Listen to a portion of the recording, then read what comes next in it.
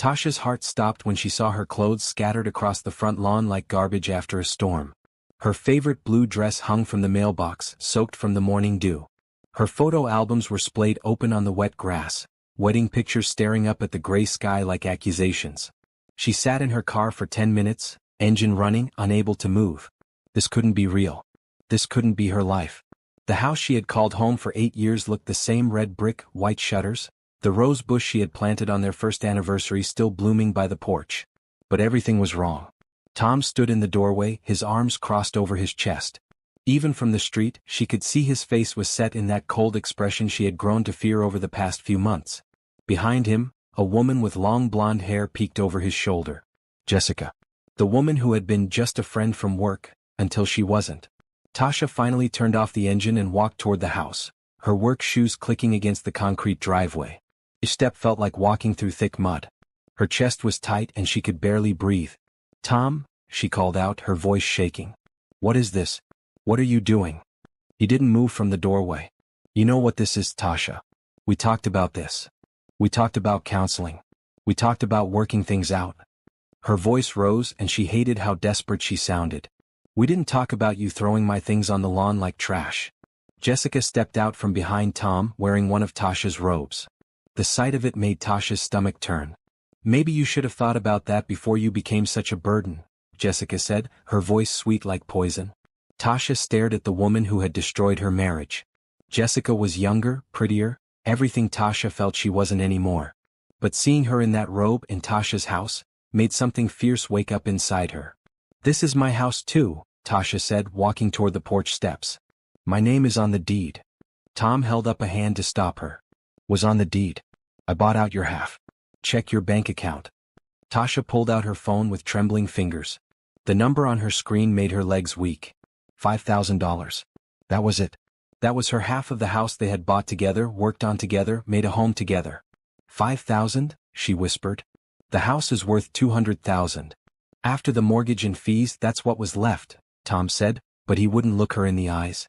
"You'll find all the paperwork in that box by the garage." Tasha looked where he pointed and saw a cardboard box sitting next to her scattered belongings. Inside would be the legal papers that made her homeless. Papers she had never seen, never signed. "How could you do this without me knowing?" she asked. "Power of attorney," Jessica said with a smile. "Amazing what people will sign when they trust someone." The memory hit Tasha like a punch to the stomach. 6 months ago, Tom had asked her to sign some papers for life insurance beneficiaries. She had been rushing to work and signed without reading carefully. She had trusted him completely. "You tricked me," Tasha said, her voice barely above a whisper. "I protected my interests," Tom replied. "You weren't contributing anymore anyway. Working part-time at that bookstore, coming home tired all the time. Jessica brings something to my life that you stopped bringing a long time ago." Each word felt like a slap. Tasha had taken the part-time job because Tom had asked her to. He wanted someone home to take care of the house, to be available when he needed her. She had given up her career in marketing for him. "Where am I supposed to go?" Tasha asked. Tom shrugged. "That's not my problem anymore. But you need to get your stuff and leave. The neighbors are starting to stare." Tasha looked around and saw curtains twitching in windows, people pretending not to watch the destruction of her life. Mrs. Peterson from next door gave her a sad wave before disappearing behind her blinds. "I need time to pack properly," Tasha said. "Everything's already out here," Jessica said. "We packed it all up yesterday while you were at work. Wasn't much worth keeping anyway." Tasha walked to her clothes and started picking them up from the wet grass. Her hands were shaking so badly she could barely hold anything. 8 years of marriage, and this was how it ended. With her husband and his mistress watching her gather her life from the lawn like a stranger. She found her jewelry box under a pile of books. The lock was broken and half her jewelry was missing. Her grandmother's ring was gone. The necklace Tom had given her for their 5th anniversary was gone too. "Where's my grandmother's ring?" she asked. "What ring?" Jessica said innocently. Tasha knew then that fighting was useless. Everything she had valued, everything she had worked for was already lost. The ring was probably sitting in Jessica's jewelry box upstairs. She spent an hour loading her car with what she could fit. Most of her furniture was too big, and Tom made it clear she wasn't welcome inside to get anything else. She had to leave behind photo albums, books, kitchen items her mother had given her, and most of her clothes. When her car was full, she stood on the sidewalk looking at the house one more time. Tom and Jessica had gone inside, probably celebrating their victory. The roses by the porch were still blooming, bright red against the white siding. She had planted those roses on a sunny Saturday morning when she still believed in forever. "I'll be back," she whispered to the house, though she didn't know how or when. It was just a feeling in her chest, a small flame of determination that Jessica's cruelty and Tom's betrayal couldn't quite put out.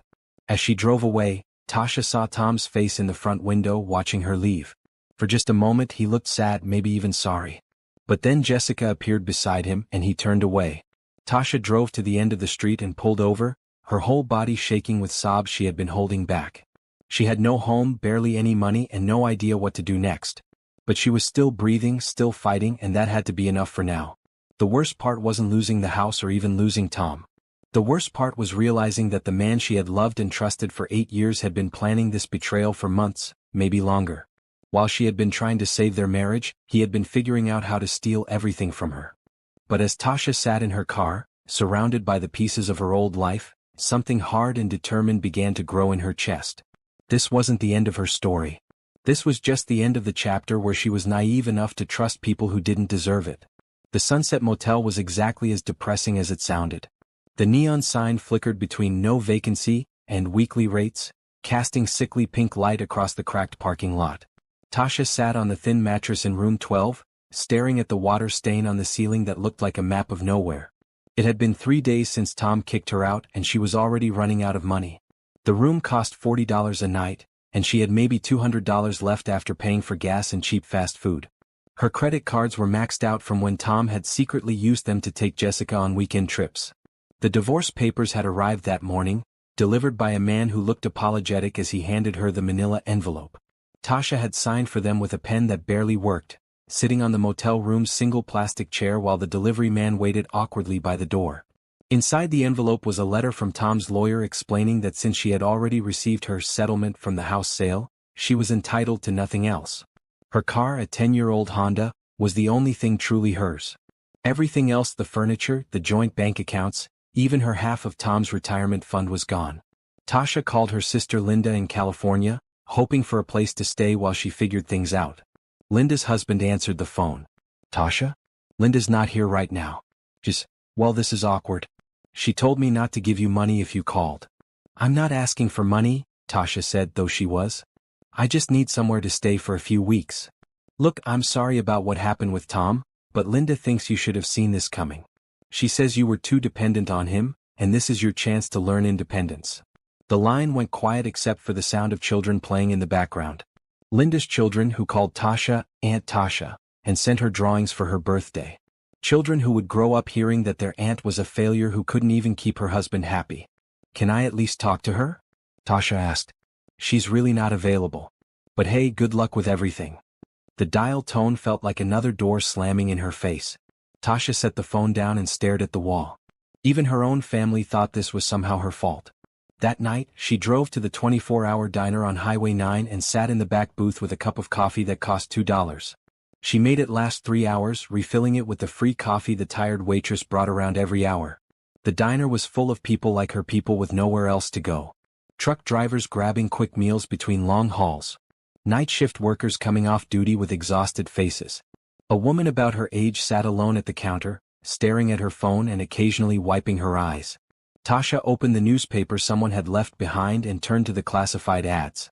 Most jobs required experience she didn't have or offered wages that wouldn't even cover the motel room. But there, in small print at the bottom of the page, was an ad that caught her attention. Security guard needed. Night shift. No experience necessary. Training provided. Apply in person at Becker Security Services, 1247 Industrial Drive.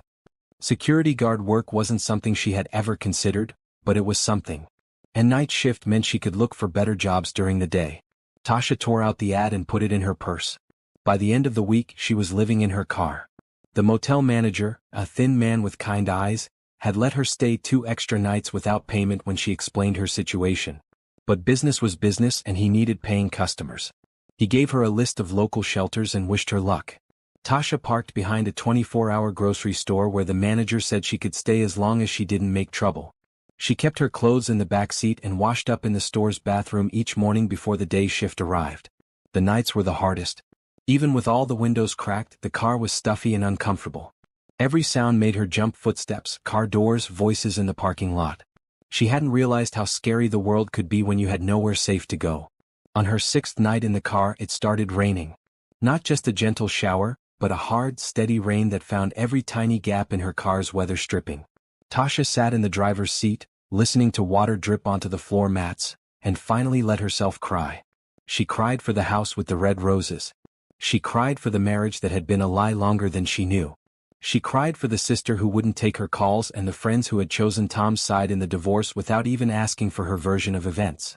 But mostly she cried for the woman she used to be. The woman who had trusted easily and loved completely. The woman who had believed that being a good wife was enough to guarantee a happy ending. When the tears finally stopped, Tasha felt empty but somehow cleaner. Like the rain had washed away the last of her old illusions. She was homeless, nearly broke, and completely alone. But she was also free from the lies that had been slowly killing her for months. The next morning, she drove to Becker Security Services. The office was in a strip mall between a pawn shop and a tax preparation service. Inside, a receptionist with bright purple hair was filing her nails while talking on the phone about her weekend plans. "Excuse me," Tasha said when the woman finished her call. "I'm here about the security guard position." The receptionist looked her up and down, taking in Tasha's wrinkled clothes and tired face. "You got any experience?" "No, but I'm reliable and I need the work." Something in Tasha's voice must have convinced her, because she picked up the phone and called someone named Robert. "There's a woman here about the night guard job." "Yeah, she looks desperate enough to actually show up." 20 minutes later, Robert Becker walked out of the back office. He was a tall man in his 40s with graying hair and laugh lines around his eyes. He shook Tasha's hand firmly and looked directly at her when he spoke. "Tell me why you want to work nights," he said.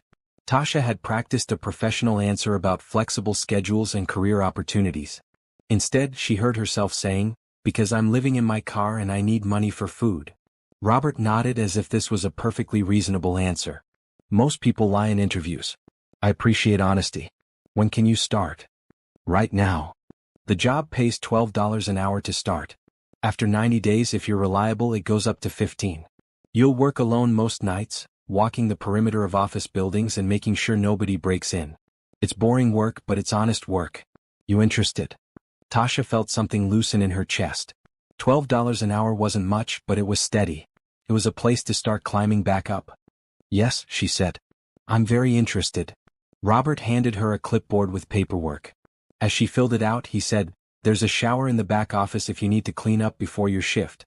And there's usually leftover pizza in the break room from the day crew." Tasha looked up at him, surprised by the kindness in his voice. "Thank you." "We've all been where you are," Robert said quietly.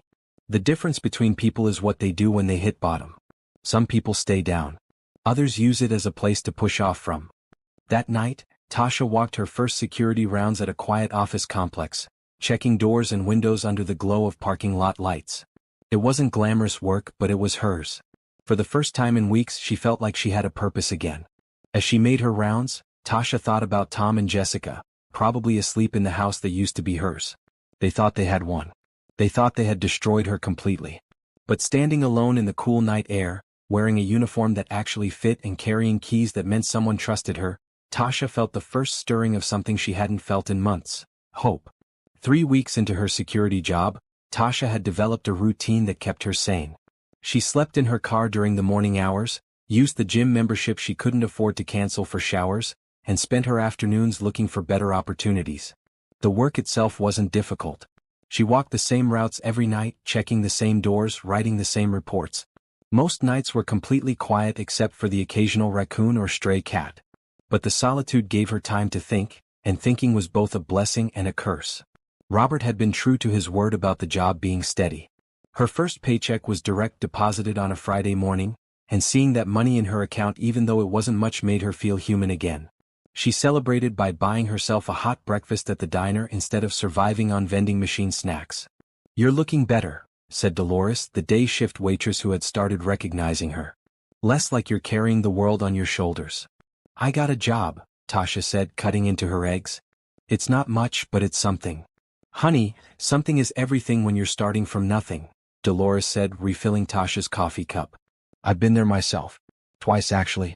But look at me now, I own a house and my car's paid off. It just takes time. After breakfast, Tasha drove to the public library to use their computers and internet.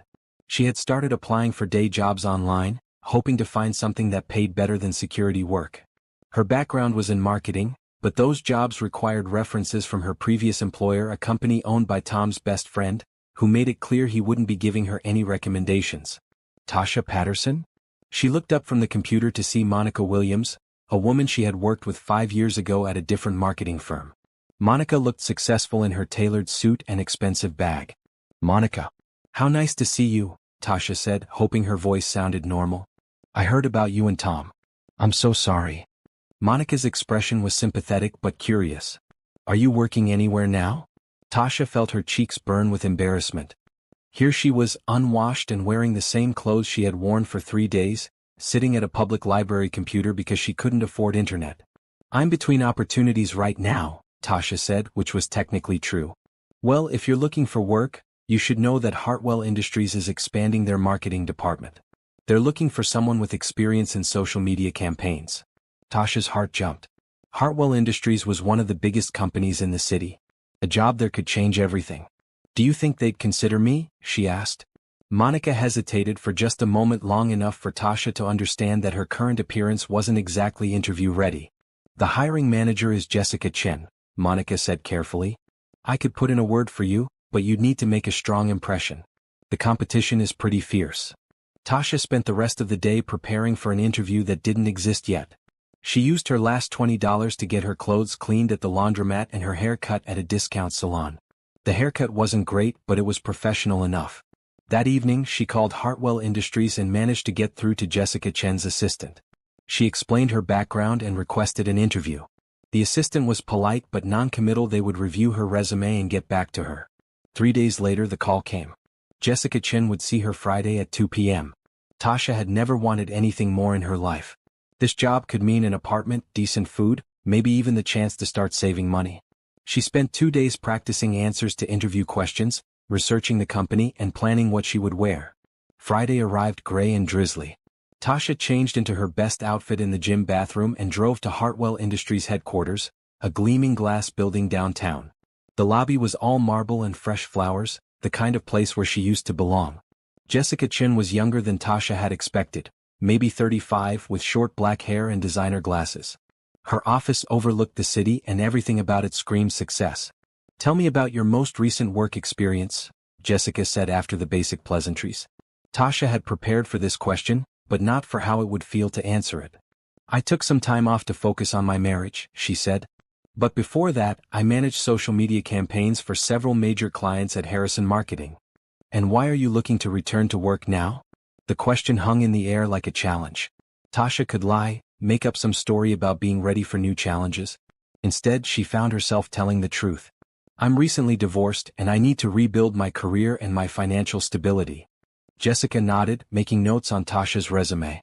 I appreciate your honesty. Now, I have to ask, there's a gap in your employment history. What have you been doing for the past few months? Tasha's prepared answer died in her throat. She could see Jessica was the kind of person who would check references, verify employment, do background searches. Lying would only make things worse.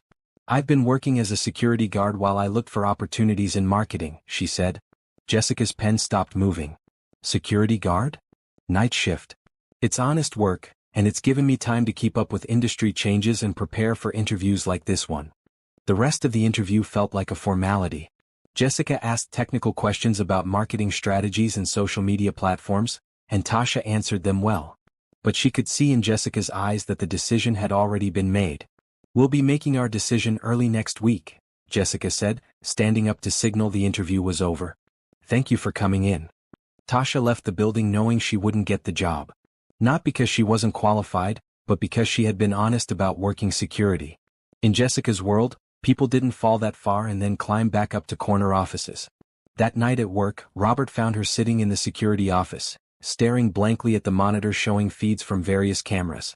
Rough day? He asked. Job interview. I think I blew it. Robert poured himself a cup of coffee from the pot that was always brewing in the office. Want to talk about it? Tasha found herself telling him everything about the interview, about her marriage falling apart, about living in her car and feeling like she was invisible to the world she used to be part of. You know what your problem is? Robert said when she finished. I'm sure you're going to tell me. You're trying to go backward instead of forward.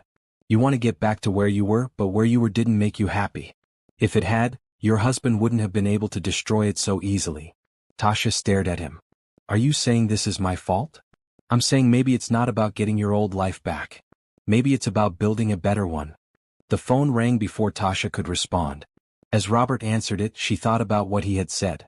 Maybe he was right. Maybe she had been so focused on returning to her old life that she hadn't considered whether that life had actually been worth returning to. The call was about a break-in at one of their client sites. Robert grabbed his jacket and keys. I have to go deal with this, he said. But Tasha? That interview you think you blew? Maybe it wasn't the right job anyway. Maybe the right job is something you haven't even considered yet. After he left, Tasha sat alone in the quiet office, listening to the hum of the coffee maker and the distant sound of traffic. For the first time since Tom had thrown her belongings on the lawn, she wasn't thinking about what she had lost. She was thinking about what she might build instead. The rejection email from Hartwell Industries arrived on a Tuesday morning while Tasha was eating breakfast at the diner. She read it twice, expecting to feel devastated, but instead felt oddly relieved. The job would have meant returning to a world that had never really accepted her anyway. Bad news? Dolores asked, noticing Tasha's expression. Actually, I think it might be good news in disguise, Tasha said, surprising herself. 2 days later, Robert offered her a promotion to shift supervisor. It meant an extra $3 an hour and the responsibility of training new guards. Tasha accepted immediately. Why me? She asked. Because you're the first person in 5 years who's never missed a shift, never shown up late and actually cares about doing the job right, Robert said. Plus you're smart. I can tell you're not planning to do this forever, which means you'll teach the new people properly instead of just going through the motions. The extra money meant Tasha could finally afford a small apartment. It wasn't much a studio above a pizza place with thin walls and a bathroom she shared with the apartment next door. But it had a bed instead of a car seat, and a hot shower she didn't have to pay for by the minute. Moving day was bittersweet. All her possessions fit in 4 cardboard boxes and 2 garbage bags. But as she carried her few belongings up the narrow stairs, Tasha felt richer than she had in months. Her neighbor, an older woman named Betty, poked her head out as Tasha was struggling with the last box. Need help, honey? I think I've got it, but thank you. Betty looked at the sparse boxes and smiled knowingly. Starting over? Something like that. Well, if you need anything sugar, eggs, someone to talk to, I'm right next door. And don't let the thin walls worry you. I'm deaf in one ear and I sleep like the dead. That night, Tasha lay in her new bed, a mattress on the floor, until she could afford a frame and listened to the sounds of the city outside her window. Cars passing, people talking on the sidewalk, the pizza place's delivery drivers coming and going. It was the opposite of the quiet suburb where she had lived with Tom, and she loved every noisy minute of it. Robert had been right about her being smart. Within a month of her promotion, Tasha had reorganized the training program, created more efficient patrol routes, and solved a problem that had been costing the company money for years.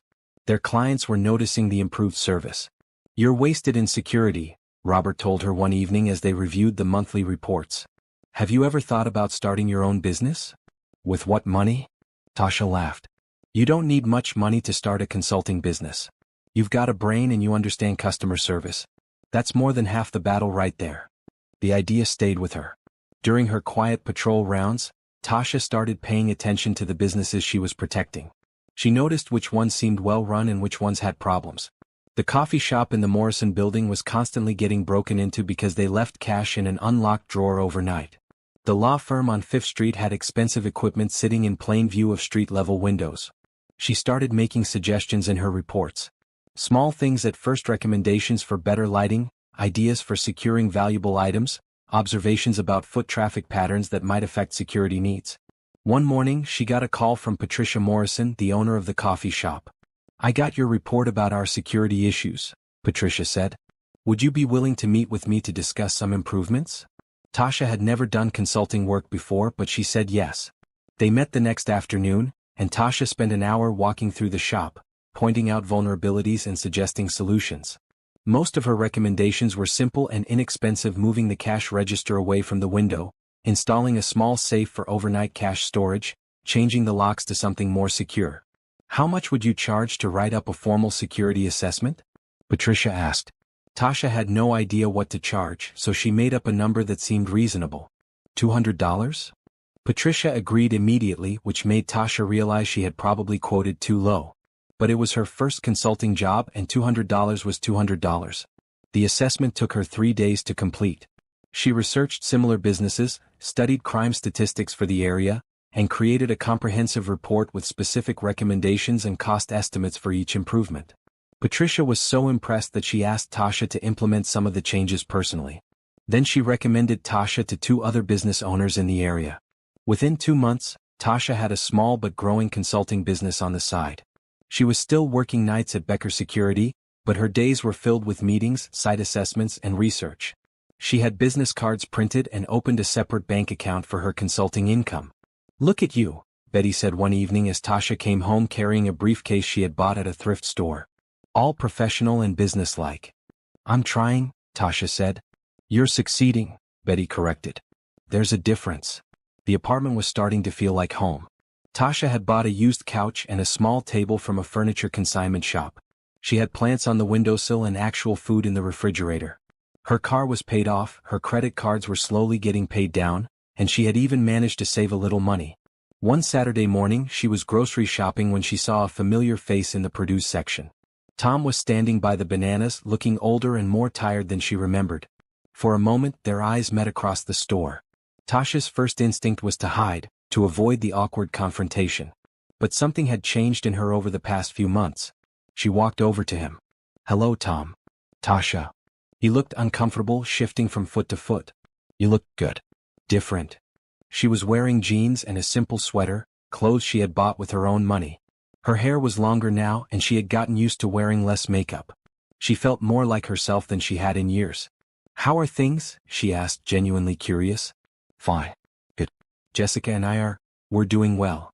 But he didn't look like someone who was doing well. His clothes were wrinkled and there were dark circles under his eyes. Tasha found herself feeling sorry for him, which surprised her. "I'm glad," she said and meant it. "What about you? Are you okay?" "I'm better than okay," Tasha said. "I'm building something new." They stood there for a moment in awkward silence, surrounded by shoppers and the smell of fresh fruit. Finally Tom said, "I heard you were working security." "I am. And I'm also running my own consulting business." "Consulting?" He looked genuinely surprised. "Security and business efficiency. Turns out I'm good at helping people solve problems." Something flickered across Tom's face, maybe regret, maybe just curiosity. That's great, Tasha." "Really?" "It is great," she agreed. As she walked away, Tasha felt a lightness in her chest that she hadn't expected. She had been afraid of running into Tom, afraid of how it would make her feel. But seeing him hadn't hurt the way she thought it would. If anything, it had reminded her of how much she had grown. That night at work, she told Robert about the encounter. "How did it feel?" he asked. "Like talking to a stranger," Tasha said. "Someone I used to know a long time ago." "That's when you know you've really moved on," Robert said. "When the past feels like something that happened to someone else." As Tasha made her rounds that night, she thought about the woman who had lived in that house with the red roses. That woman had been so afraid of being alone that she had made herself small to fit into someone else's idea of happiness. The woman walking these quiet halls at 2 a.m. was different. She was alone but not lonely. She was building something entirely her own, one small victory at a time. 2 years after Tom had thrown her belongings on the lawn, Tasha was sitting in a real estate attorney's office, signing papers to purchase her third investment property. The small duplex wasn't much to look at, but the numbers made sense, and Tasha had learned to trust the numbers more than appearances. Her security consulting business had grown beyond anything she had imagined. What started as informal advice to a coffee shop owner had become a legitimate company with 12 regular clients and a waiting list for assessments. Tasha had registered the business officially Patterson Security Solutions and hired 2 part-time employees to help with the workload. She still worked nights at Becker Security, partly because she enjoyed the work and partly because Robert had become too good a friend to abandon. But the consulting business was her real focus now, and it was profitable enough that she could start thinking about bigger goals. "Congratulations," said the attorney as Tasha signed the final document. "You're now a property owner." Tasha smiled, remembering how intimidating legal offices used to seem. Now they just felt like another part of doing business. The duplex was in a neighborhood that was slowly improving, the kind of area where young professionals were starting to move because they couldn't afford anywhere trendier. Tasha's plan was to renovate both units and rent them to tenants who would take care of the property because they were grateful to find somewhere decent they could afford. She had learned about real estate investing the same way she had learned about consulting, by paying attention and asking questions. One of her clients was a property management company, and the owner, Rebecca Singh, had become both a client and a mentor. Real estate is like security work, Rebecca had told her. It's about seeing problems before they become disasters and fixing small things before they become big things. Tasha's first investment had been a small house that needed work but was structurally sound. She had bought it with money saved from her consulting business, renovated it herself on weekends, and rented it to a young couple who treated it like their own home.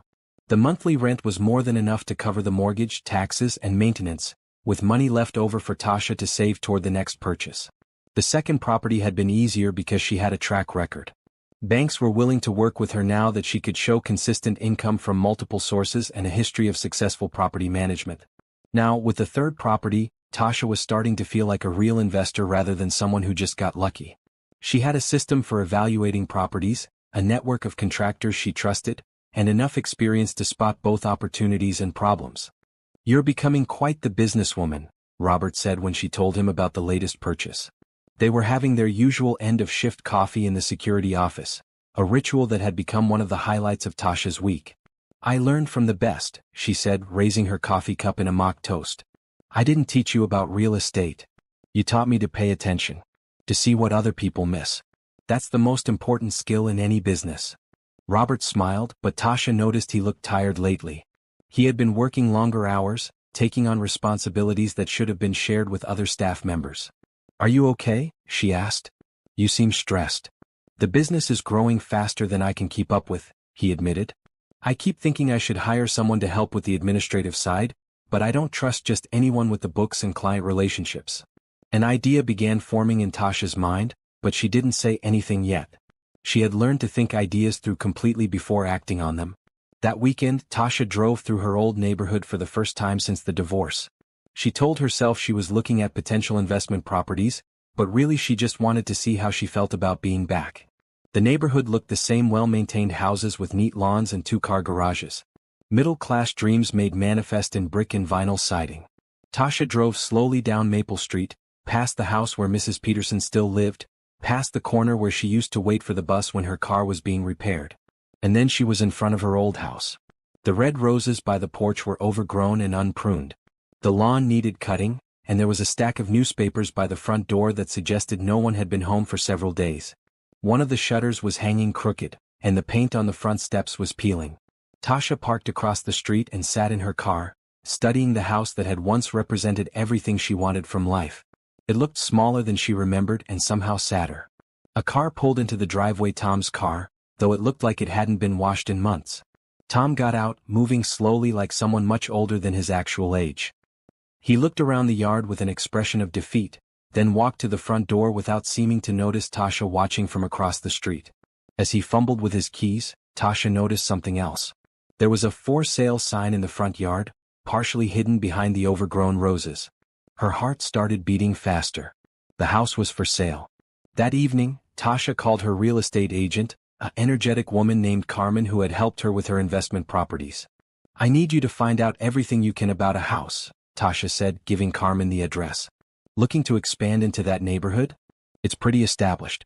Might be hard to find good deals. Just get me the information. Price, how long it's been on the market, why they're selling."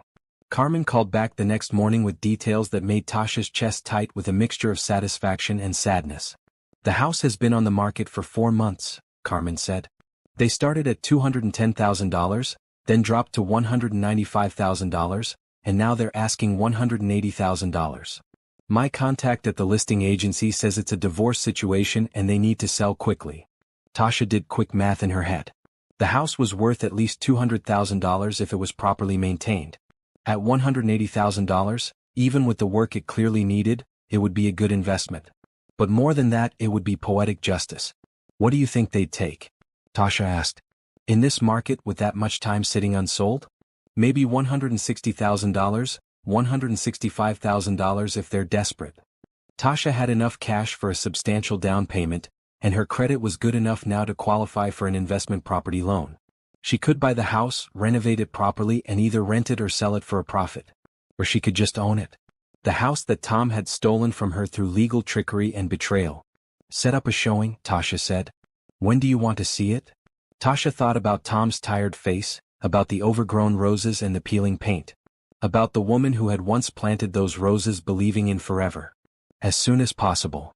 3 days later, Tasha stood in the living room of her former home, listening to the listing agent apologize for the condition of the property. The owners have been going through some difficulties, the agent said diplomatically. But the bones of the house are solid. It just needs some cosmetic work. Tasha walked through rooms that held 8 years of memories. The kitchen where she had cooked dinner every night, hoping Tom would come home early enough to eat with her. The bedroom where she had laid awake listening to him make excuses for working late. The bathroom where she had cried quietly so he wouldn't hear. But the rooms felt different now. Smaller and somehow less significant. They were just rooms in a house that needed work, not the sacred spaces of her destroyed dreams. What do you think? The agent asked. I think, Tasha said slowly, that I'd like to make an offer.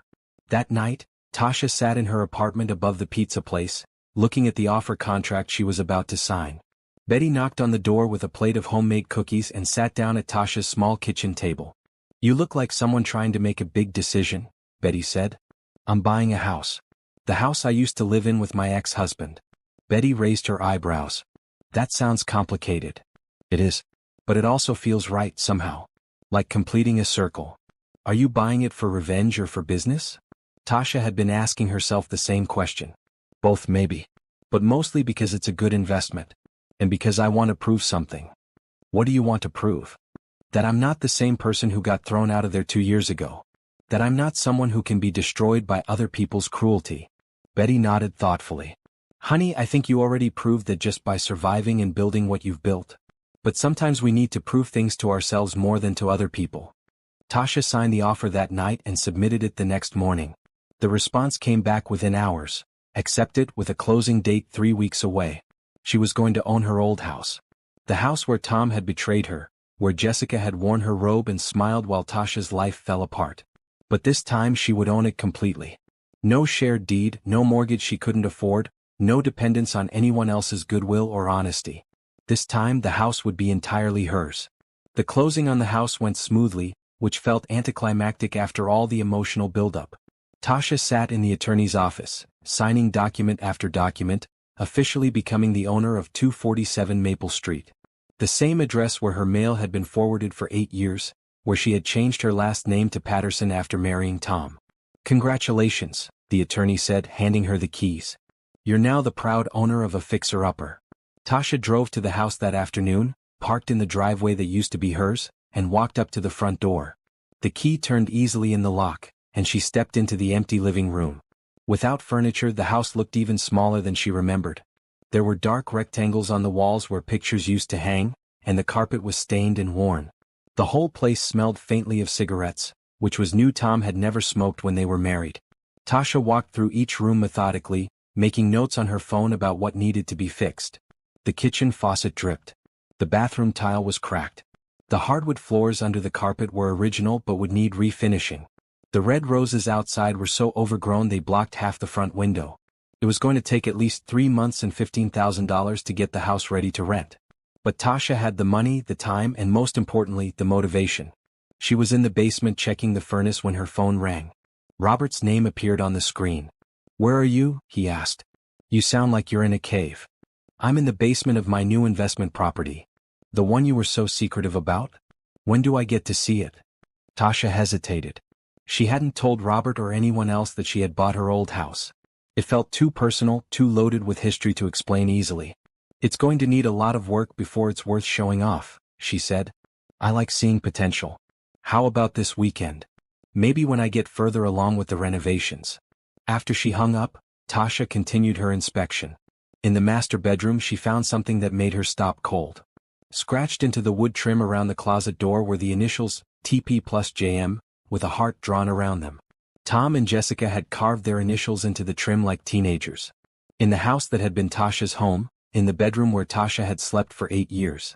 For a moment, The old hurt flared up so strongly that Tasha had to sit down on the floor. She had thought she was over the betrayal, had convinced herself that seeing Tom in the grocery store proved she had moved on. But seeing those carved initials brought it all back: the humiliation, the anger, the devastating loneliness of discovering that her marriage had been a lie. Then the feeling passed, replaced by something colder and more determined. Tom and Jessica had marked this house like territory, celebrating their victory over Tasha's life. But now Tasha owned the territory. She would sand down that trim, paint over their childish graffiti, and erase them from this space completely.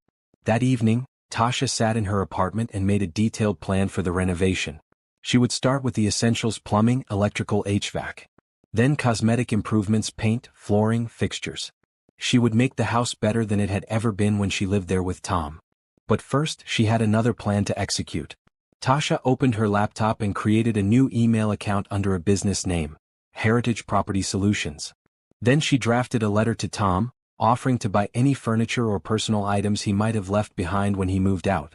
The letter was professional and impersonal, signed by H. Chin, Acquisitions Manager. Tasha printed it on business letterhead she designed herself and mailed it to Tom's new address, which she had gotten from the real estate attorney. 3 days later, her phone rang. The caller ID showed Tom's number.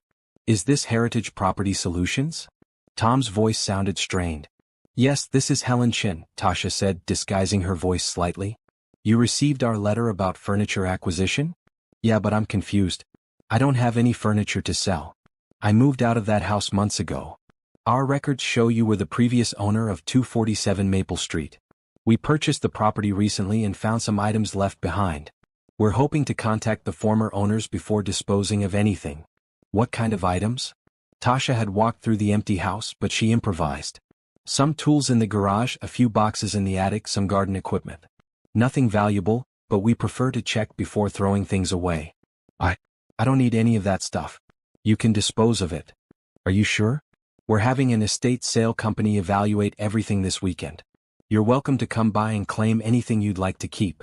There was a long pause. "This weekend?" "Saturday afternoon between 2 and 4. We'll have representatives on site. I might stop by, just to see if there's anything worth keeping." "Of course. The address is 247 Maple Street. Just ask for Helen Chin." After Tom hung up, Tasha sat back in her chair, her heart racing. Phase 1 of her plan was in motion. Tom would show up at the house on Saturday, expecting to meet with a stranger about leftover junk. Instead, he would find Tasha, the woman he had thrown away, now owning the house he had been forced to sell. But that wasn't enough. Tasha wanted witnesses to Tom's reaction. She wanted other people to see that she had not just survived his betrayal but had thrived beyond it. She called Carmen, her real estate agent. "I need a favor," Tasha said. "I'm having a small gathering at my new property on Saturday afternoon. Kind of a celebration with some business associates. Would you like to come?" "I'd love to. I'll bring some of my clients who are interested in investment properties. Is it okay if a few extra people show up?" "The more the better." Next, Tasha called Rebecca Singh from the property management company. "I'm having an informal open house at my newest investment property," she said. "Just showing it off to some friends and potential business partners. Are you free Saturday afternoon?" "Sounds great. Mind if I bring my husband? He's always curious about my work." "Please do." By Friday, Tasha had invited a dozen people to what she was calling a property acquisition celebration.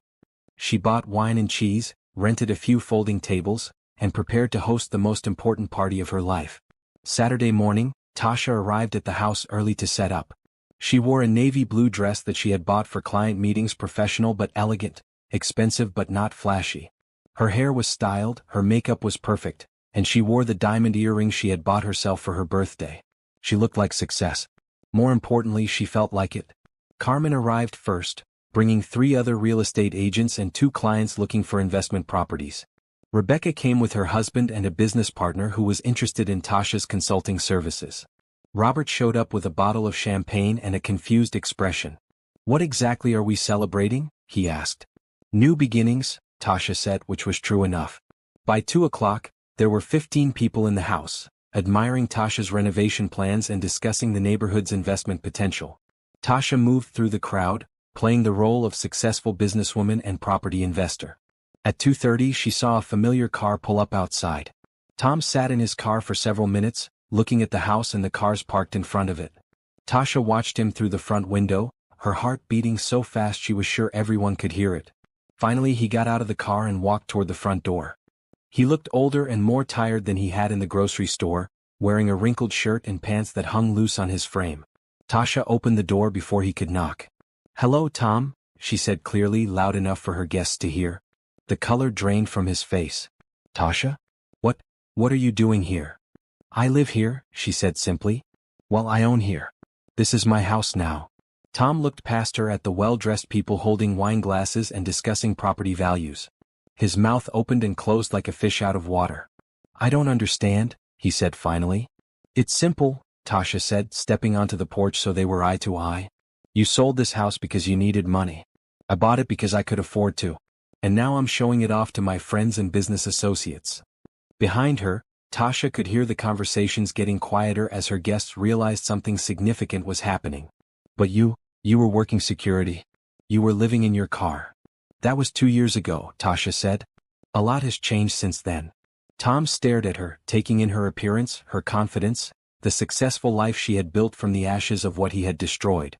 "The letter," he said weakly. "Helen Chin. That was me. I wanted to make sure you'd come. I wanted you to see this." For a moment they stood there in silence, the weight of history between them. Then Tom's face crumpled with what looked like regret. "Tasha, Tom?" They both turned to see Jessica getting out of a car parked behind Tom's. She looked exactly the same as she had 2 years ago, blonde, pretty, dressed in clothes that were trying too hard to look expensive. But as she walked up the driveway and saw Tasha standing confidently on the porch of their old house, surrounded by well-dressed guests, Jessica's expression changed from confusion to something like fear. "What's going on?" Jessica asked, looking between Tom and Tasha. "Tasha bought the house," Tom said quietly. Jessica's eyes went wide. "What do you mean she bought the house?" "She couldn't afford the house. She was working as a security guard." "Things change," Tasha said, her voice calm and steady. "People change. Some people learn and grow from their mistakes. Others just keep making the same ones." Robert appeared beside Tasha, having noticed the tension on the porch. "Is everything okay out here?" "Everything's perfect," Tasha said, looking directly at Tom. "I was just showing some old friends what I've accomplished since they last saw me." Tom looked like he wanted to say something, but Jessica grabbed his arm. "We should go," she said urgently. "Yeah," Tom agreed, his voice hollow. "We should go." As they walked back to their cars, Tasha heard Jessica hissing at Tom about how this was impossible, how Tasha couldn't have afforded to buy the house, how there must be some explanation. But Tom didn't answer her. He just got in his car and sat there for a moment, staring at the house that used to be his and was now Tasha's. When they finally drove away, Tasha's guests erupted in questions and congratulations. Carmen was particularly impressed. "That was your ex-husband?" she asked. "The one who kicked you out of this house?" "The very same. And now you own it?" "Lock, stock, and barrel." Robert pulled Tasha aside as the party was winding down. "That was quite a show," he said. "Feel better?" Tasha considered the question. Did she feel better? She felt vindicated, certainly. She felt proud of what she had accomplished. But more than anything, she felt free. "I feel finished," she said. "Like I finally closed a chapter that's been open too long." As her guests left and Tasha locked up the house, she realized that the plan had worked perfectly. Tom had seen her success, had understood that she had not just survived his betrayal but had built something better from the ruins. But the best part wasn't his shock or Jessica's fear. The best part was that Tasha had stood there surrounded by people who respected her, supported her, and celebrated her achievements. She had built a new life filled with genuine relationships and real accomplishments. Tom had taken away her old life. But her new life was entirely her own creation, and no one could ever take that away from her.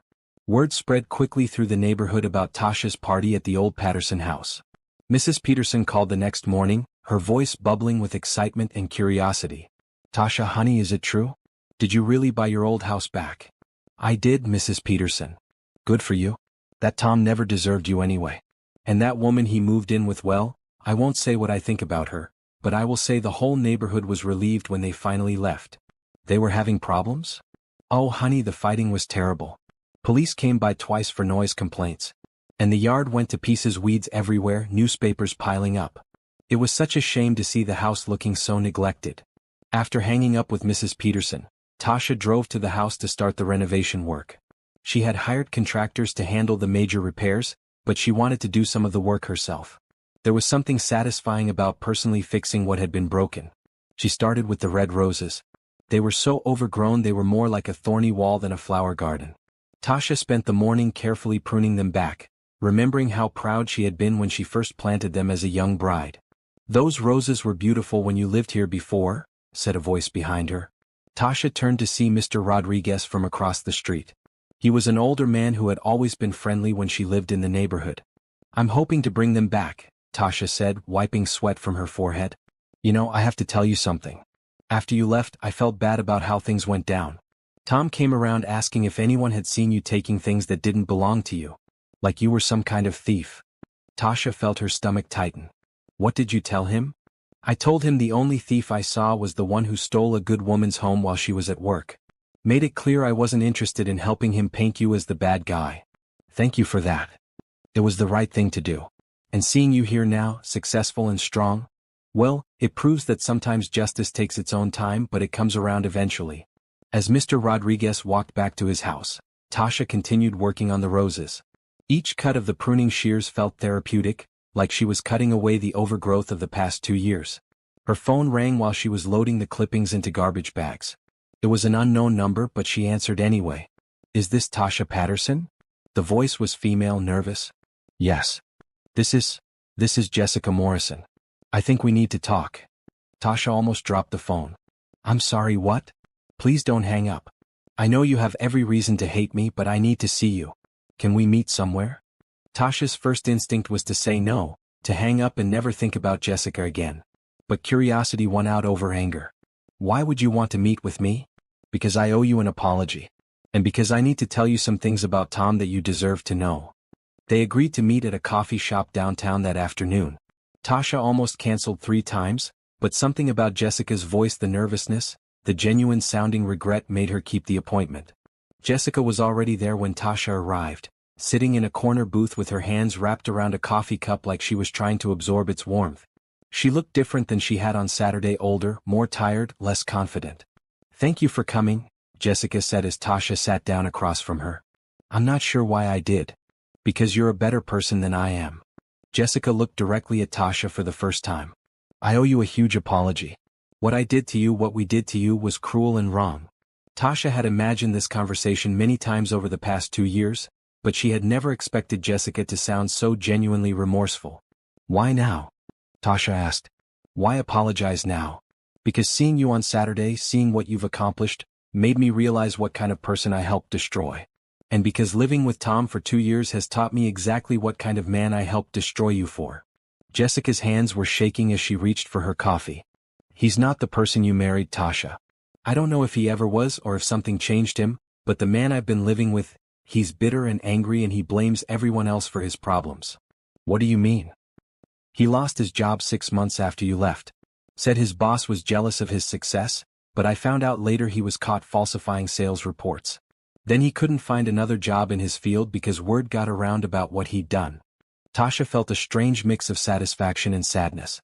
"So that's why you had to sell the house." "We couldn't afford the mortgage. And Tom, he became obsessed with tracking what you were doing. He drove by your apartment, asked people about your job, even hired someone to follow you for a while." "He what?" Tasha's voice was sharp with alarm. "I told him it was crazy, but he was convinced you were getting money from somewhere. He couldn't believe you were supporting yourself with security work and some consulting business. He kept saying you must have a man helping you, or that you were doing something illegal." Tasha thought about all the times she had felt like someone was watching her, all the moments when she had turned around expecting to see a familiar face. She hadn't been paranoid after all. "When he found out you bought the house," Jessica continued, "he went completely crazy. Started screaming about how you had humiliated him, how you must have planned this revenge for years. He threw things, punched the wall, scared me so badly I went to stay with my sister." "Where is he now?" "I don't know. I left him yesterday morning. Packed my stuff while he was out and moved back in with my parents. I'm 32 years old and I'm living in my childhood bedroom because I finally realized I'd tied myself to a man who destroys everything he touches." Jessica started crying then, quiet tears that she wiped away with paper napkins from the dispenser on the table. "I'm not asking for forgiveness," she said. "I know what I did is unforgivable. I just wanted you to know that I'm sorry and that karma is real, and that you winning in the end is the best possible outcome of this whole mess." Tasha sat in silence for a moment, processing everything Jessica had told her. Part of her felt vindicated. Tom's life had fallen apart just as dramatically as hers had, but he had brought it on himself through his own bad choices. But another part of her felt something unexpected: pity. "What will you do now?" Tasha asked. "Start over, I guess. Look for a job, find my own place, try to rebuild some kind of life that doesn't depend on taking someone else's husband." "It's harder than you think," Tasha said. "Starting over. I'm beginning to understand that. But seeing what you've accomplished, if you can do it after what we put you through, maybe I can do it too." They sat in awkward silence for a few minutes. Finally, Tasha stood up to leave. "Jessica," she said, "I appreciate the apology. And I hope you do manage to rebuild your life. But I need you to promise me something." "What?" "If Tom contacts you, if he tries to get back together with you, don't tell him where I live or anything about my business. I don't want him knowing any details about my life." "I promise." "And Tasha, congratulations on everything you've built. You deserve all of it and more." As Tasha walked to her car, she felt oddly lighter. She had expected Jessica's apology to feel more satisfying, but instead it just felt like another door closing on the past. That evening, Tasha was at the house installing new cabinet hardware in the kitchen when Robert knocked on the front door. "Surprise inspection?" she asked, letting him in. "I brought dinner," he said, holding up a bag from her favorite Chinese restaurant. "Figured you might be too busy renovating to eat properly."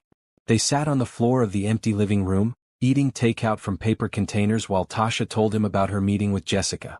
"How do you feel about all of it?" Robert asked. "Confused mostly. I thought I'd feel more satisfied knowing that Tom's life fell apart. Instead, I just feel done. Like I don't care what happens to either of them anymore." "That sounds healthy to me." "Does it? Sometimes I think I should feel more angry or more vindicated or something stronger than just indifferent." Robert set down his container and looked at her seriously. "Tasha, do you know what I see when I look at you?" "What?" "I see someone who took the worst thing that ever happened to her and used it as fuel to build something amazing. I see someone who didn't let bitterness poison her, who didn't let revenge consume her, who just quietly went about the business of creating a better life." "I did want revenge though. Buying this house was definitely about revenge. Maybe it started that way. But look around, you're not destroying this place or letting it rot. You're making it beautiful again. Even your revenge is constructive." Tasha looked around the house with its fresh paint and new fixtures, at the roses outside that were already starting to bloom again now that they were properly pruned. "I guess you're right," she said. "I know I'm right. And I know something else too." "What's that?"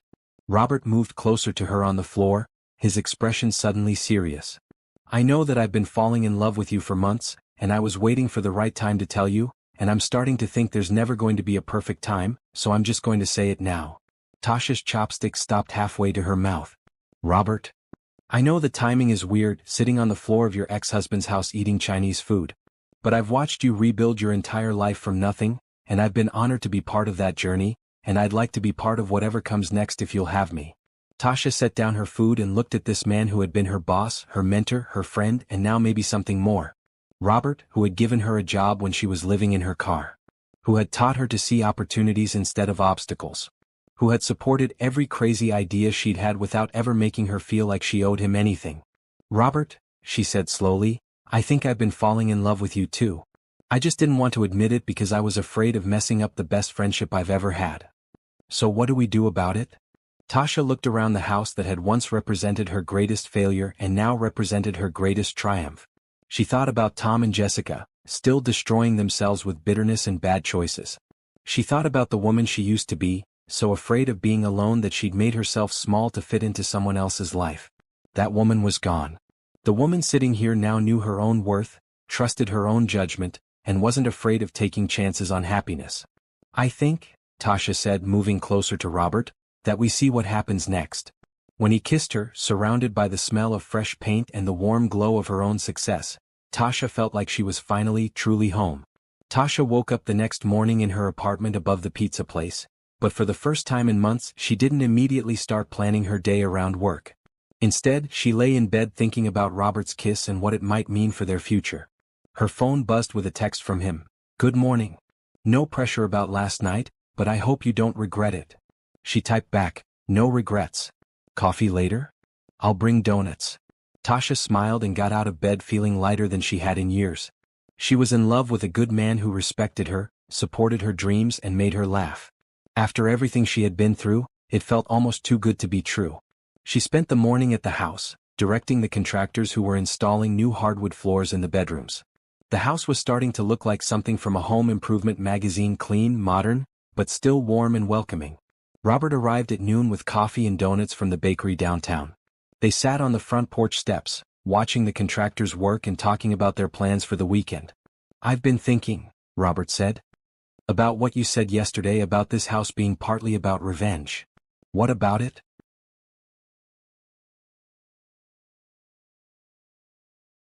I think you've gotten all the revenge you're going to get. Tom's seen that you've succeeded, Jessica's apologized, and you own the house. Mission accomplished. So what's the next mission? Tasha thought about it. I guess the next mission is just living well. Building the business, fixing up properties, maybe traveling some. I've never been to Europe. I've always wanted to see Italy, Robert said. We should go together. The words came out naturally, without the careful thought that Tasha used to put into every decision about the future. It felt good to make plans with someone again, to think in terms of we, instead of just I. They were finishing their coffee when a car pulled up in front of the house. Tasha recognized it immediately, Tom's car, though it looked even more beat up than it had on Saturday. Speak of the devil, Robert said quietly. Tom got out of the car slowly, like someone much older than his actual age. He looked around the neighborhood nervously before walking up the front path. Tasha, he said, stopping at the bottom of the porch steps. Can we talk? We're talking, Tasha said, not moving from her spot next to Robert. Privately? Robert is my business partner and my friend. Anything you have to say to me, you can say in front of him. Tom glanced at Robert, then back at Tasha. I need to know how you did it. Did what? This. He gestured at the house, at Tasha's professional clothes, at the obvious signs of success. 2 years ago you were working security and living in your car. Now you own investment properties and throw parties for business associates. I need to know how you made that much money that fast. Tasha almost laughed. Even now, even after everything, Tom couldn't accept that she had succeeded through her own efforts. I worked, she said simply. I saved money, I learned new skills, I made smart investments. It's not complicated. Nobody goes from security guard to property investor in 2 years without help. Who's backing you? Who's giving you money? I'm backing myself, Tom. With money I earned from my consulting business. What consulting business? You never mentioned any consulting business when we were married. Because I didn't have one when we were married. I built it after you threw me out. Tom shook his head, frustrated. This doesn't make sense. You were never good with money. You never showed any interest in business or investments. You were just ordinary. The word hit Tasha like a slap, but not in the way Tom intended. Instead of hurting her, it made her realize how completely he had never understood who she was. Maybe I was ordinary when I was trying to be the wife you wanted, she said. But it turns out I'm pretty extraordinary when I'm being myself. I don't believe this is all legitimate, Tom said, his voice rising. Nobody changes that much. You must be getting money from somewhere illegal, or you're sleeping with someone rich, or... Robert stood up so fast that Tom took a step backward. That's enough, Robert said, his voice calm but dangerous. You need to leave. This is between me and my ex-wife, Tom said. No, this is between you and reality, Robert replied. And reality is that Tasha built a successful business through hard work and intelligence. The fact that you can't accept that says everything about you and nothing about her. Tasha stood up too, placing a hand on Robert's arm. It's okay, she said. Tom, I want you to listen to me very carefully. I don't owe you an explanation for my success. I don't owe you proof that it's legitimate. And I don't owe you anything at all. But I need to understand. No, you don't. You need to move on with your life and stop obsessing over mine. Tasha's voice was steady and final. Whatever problems you're having, whatever debts you need to pay or jobs you can't get, that's not my responsibility. It never was. Tom's face crumpled with what looked like desperation. Tasha, please. I know I made mistakes, but we were married for 8 years. That has to count for something. It does count for something, Tasha said. It taught me what I don't want in my life. For a moment, Tom just stood there, staring at her with an expression of complete bewilderment. Then his face hardened with anger. This isn't over, he said. If you're doing something illegal to get this money, I'll find out. I'll expose you. Tom, Tasha said quietly, "If you come to my house again, if you follow me or investigate me or bother me in any way, I will call the police and file harassment charges. Jessica told me about you having me followed, about you tracking my movements. That stops now." Tom's face went pale. "You talked to Jessica?" "She came to apologize. Something you might consider trying yourself instead of standing on my porch making accusations." Jessica had no right to. Jessica had every right to make her own choices. Just like I have every right to live my life without your interference. Tom looked between Tasha and Robert, seeming to finally understand that this confrontation wasn't going the way he had planned. "Fine," he said. "But don't think this makes you better than me. You got lucky, that's all. You got lucky and you got help and you're pretending you did it all yourself." "Even if that were true," Tasha said, "at least I didn't get lucky by cheating on my spouse and stealing their house." Tom's mouth opened and closed like he wanted to say something else, but no words came out. Finally he turned and walked back to his car, moving with the defeated posture of someone who had just lost his last argument. As he drove away, Tasha felt Robert's hand on her shoulder. "You okay?" he asked. "I'm perfect," she said and meant it. They watched Tom's car disappear around the corner, and Tasha realized that this had been the real test. Not buying the house, not throwing the party, but this moment when Tom tried one last time to make her doubt herself and she had stood firm. "He really can't accept that you succeeded without him," Robert observed. "He can't accept that I succeeded because I got away from him," Tasha corrected. "Tom sees other people as extensions of himself. If I'm successful, it must be because of something he did. Or didn't do, or because someone else is helping me. The idea that I have my own capabilities that were being held back when I was with him is impossible for him to process." "His loss," Robert said, pulling her closer. "Completely his loss." That afternoon, Tasha's phone rang while she was picking out paint colors for the bathroom. The number was blocked, but she answered anyway. "Patterson Security Solutions, this is Tasha." "Miss Patterson, this is Detective Williams with the City Police. I need to ask you some questions about a harassment complaint." Tasha's stomach dropped. "What kind of harassment complaint?" "Tom Patterson filed a report claiming you've been stalking him and making threats. He says you've been driving by his residence and workplace, and that you threatened him during a confrontation at your house this morning." "Detective Williams, I think you have this backward. Tom has been the one doing the stalking. He came to my house uninvited this morning and made accusations about my business being illegal. I have a witness to the entire conversation. Can you come down to the station this afternoon? We'd like to get your statement and clear this up." Tasha agreed to come in and called Robert to ask if he would come with her as a witness. Then she called Carmen, her real estate agent, who had mentioned that her husband was a lawyer. "David handles criminal defense mostly," Carmen said when Tasha explained the situation. "But he can definitely help you with a harassment charge. Let me call him." 2 hours later, Tasha was sitting in a conference room at the police station with Robert, David, Carmen's husband, and Detective Williams. David had advised Tasha to bring documentation of her business success, bank statements, and any evidence she had of Tom's behavior. "Let me make sure I understand the situation," Detective Williams said after reviewing Tasha's statement. "Mr. Patterson claims you've been stalking him, but you have evidence that he's been following you?" "My ex-husband's former girlfriend contacted me yesterday and told me that Tom had hired someone to follow me for several months after our divorce," Tasha said. She was concerned enough about his behavior that she left him. "And this morning's incident? Tom came to my house uninvited and accused me of making money illegally. When I asked him to leave, he became belligerent and threatening." Mr. Becker witnessed the entire conversation. Robert nodded. Mr. Patterson was clearly agitated and made several accusations about Tasha's business practices. When she asked him to leave, he said, "This isn't over," in what I would characterize as a threatening tone. Detective Williams made notes and asked a few more questions. Then he excused himself to make a phone call. "This is pretty straightforward," David told Tasha while they waited. "Tom is trying to use the legal system to continue harassing you, but his story doesn't hold up under scrutiny. The detective seems to understand that." Detective Williams returned 15 minutes later. "I spoke with Mr. Patterson again," he said.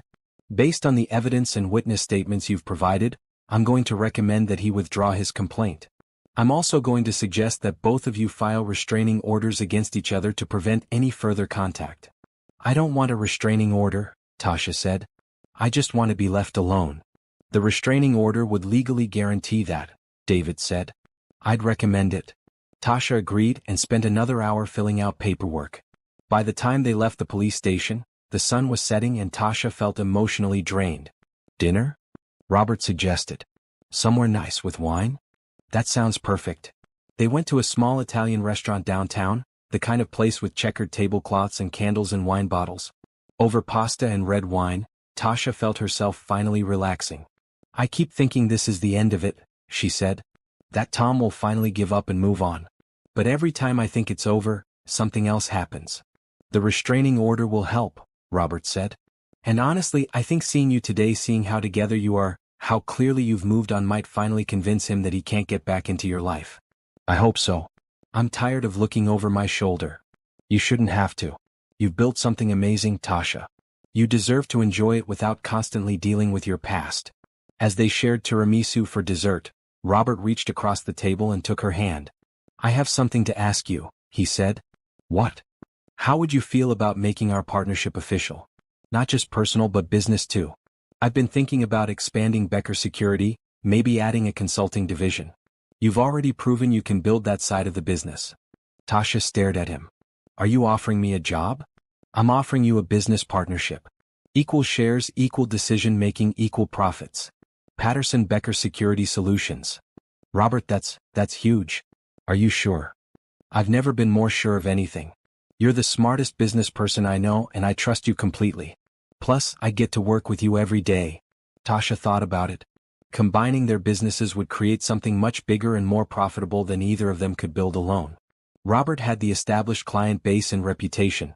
She had the growth potential and new service offerings. What about the property investments? She asked. Keep doing those. We could even expand into commercial properties eventually, maybe offer security consulting for property management companies. The possibilities seemed endless. Tasha imagined an office with both their names on the door, a team of employees, maybe even multiple locations eventually. Yes, she said. Yes, I want to do this. Robert's face lit up with the biggest smile she had ever seen from him. Really? Really? Partners in business and in life. He leaned across the table and kissed her, right there in the middle of the restaurant, not caring who was watching.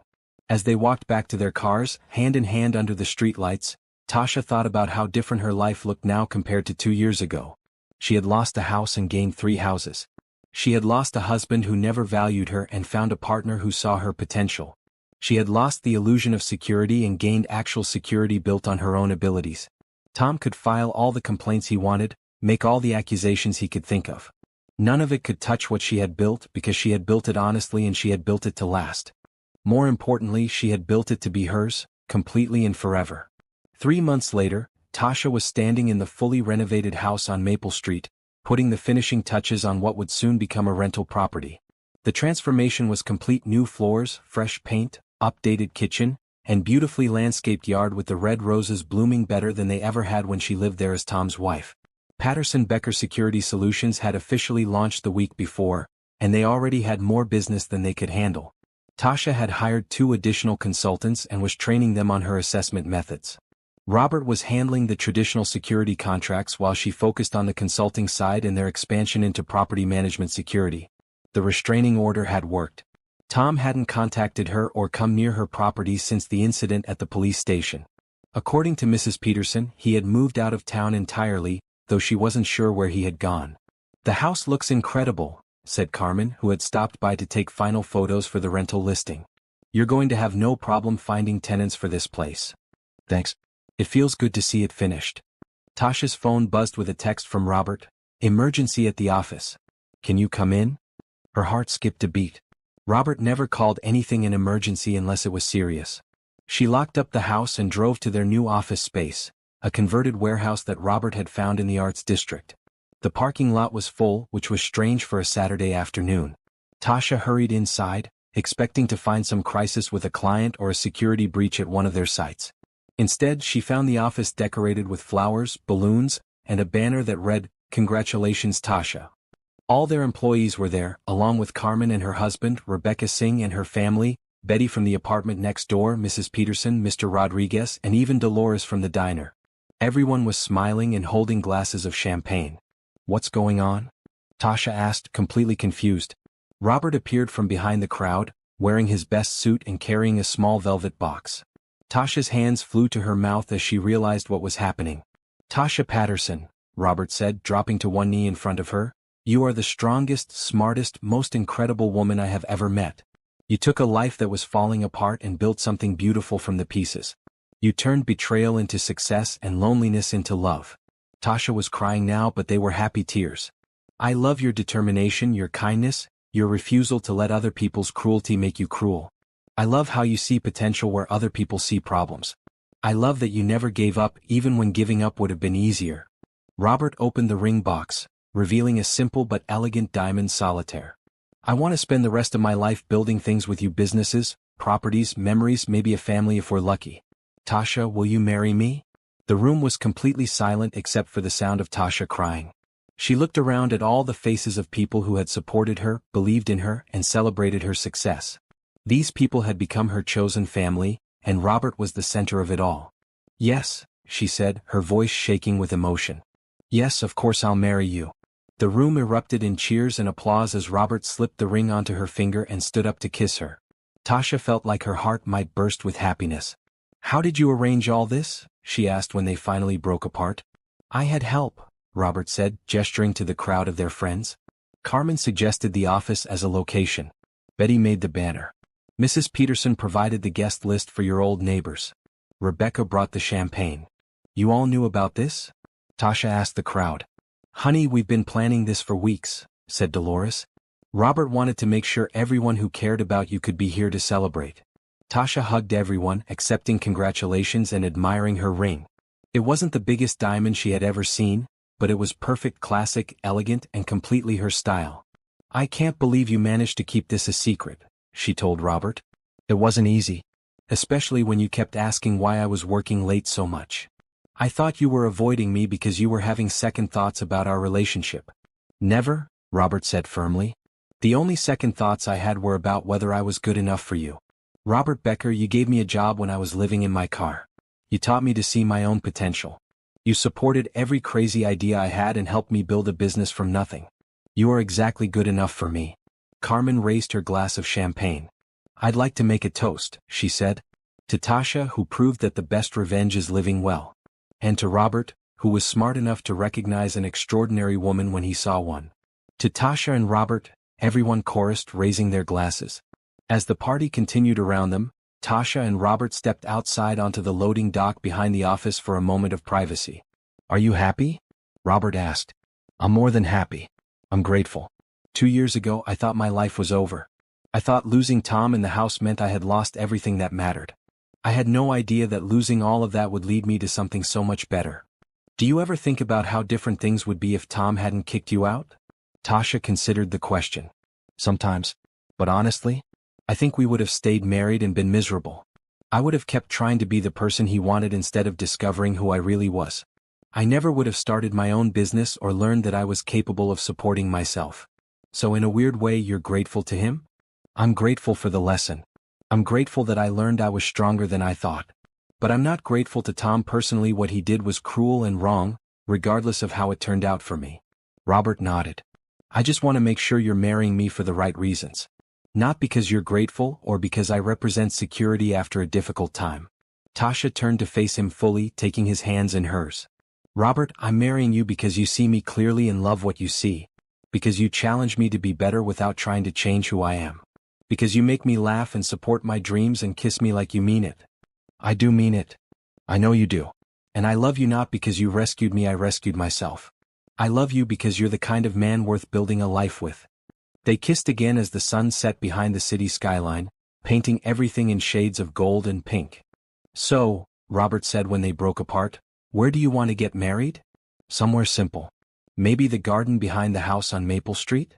The roses will be in full bloom in the spring. Getting married in your old house? That's pretty symbolic. It feels right. That house represents the worst thing that ever happened to me and the best thing I ever did for myself. Having our wedding there would complete the circle. Plus, we know the neighborhood, Robert said with a grin. Plus, Mrs. Peterson would never forgive us if she couldn't watch from her kitchen window. They went back inside to rejoin their engagement party, where Carmen was already making lists of potential wedding vendors and Betty was arguing with Mrs. Peterson about the best local caterers. I think our wedding is being planned for us, Robert observed. I'm okay with that, Tasha said. These people love us. Let them help. As the evening wound down and their friends began to leave, Tasha stood in the middle of their office, their business, their shared dream made real, wearing an engagement ring from a man who loved her exactly as she was. She thought about the woman who had sat in her car 2 years ago, surrounded by her belongings scattered on a lawn, feeling like her life was over. That woman had been so afraid of being alone, so convinced that she needed someone else to be complete. This woman, the woman she had become, knew that she was complete all by herself. Which meant that choosing to share her life with Robert wasn't about need or fear or desperation. It was about joy, partnership, and love. The best kind of love, the kind that made both people better, stronger, and more themselves than they had ever been alone. 6 months later, on a perfect spring morning, Tasha woke up in her apartment above the pizza place for the last time. Tonight, she would be Mrs. Tasha Becker, and tomorrow she would wake up in the house she and Robert had bought together, a beautiful Victorian in the historic district that they were renovating as both their home and the headquarters for their expanding business. The wedding was at 3 o'clock in the garden behind the house on Maple Street. Tasha had rented it back from her tenants for the weekend, a young couple who were so excited about having a wedding in their backyard that they had insisted on helping with the decorations. Betty knocked on Tasha's door at 9 a.m. with a tray of coffee and homemade muffins. "Wedding day," she announced. "How are you feeling?" "Nervous and excited and grateful," Tasha said, accepting the coffee gratefully. "Any regrets?" "Not a single one." Carmen arrived an hour later with her car full of flowers, followed by Rebecca Singh with a team of people to set up chairs and tables in the garden. By noon, the backyard of Tasha's old house had been transformed into a wedding venue that looked like something from a magazine. The red roses were in full bloom, creating a natural backdrop for the simple altar that Robert's brother had built from reclaimed wood. White chairs were arranged in neat rows on the lawn, with an aisle marked by petals from the garden. String lights were hung between the trees, ready to create a magical atmosphere for the evening reception. Tasha got ready in the master bedroom of the house, the same room where she had once found Tom and Jessica's initials carved into the trim. The trim had been sanded and repainted long ago, and now the room was filled with her bridesmaids, Carmen and Rebecca, and the happy chaos of wedding preparation. "You look absolutely radiant," Rebecca said as she zipped up Tasha's dress. It was a simple but elegant gown in ivory silk, with cap sleeves and a flowing skirt that moved beautifully when she walked. "I feel radiant," Tasha said, looking at herself in the mirror. The woman looking back at her was confident, successful, and deeply happy. She bore little resemblance to the broken woman who had once lived in this house and tried to make herself small enough to fit into someone else's idea of a perfect wife. Carmen handed her the bouquet, red roses from the garden mixed with white peonies and greenery. "Something old?" she asked. Tasha touched the pearl necklace that had been her grandmother's. "Something new." She lifted her left hand to show off her engagement ring and the simple gold wedding band that would join it after the ceremony. "Something borrowed?" Rebecca asked.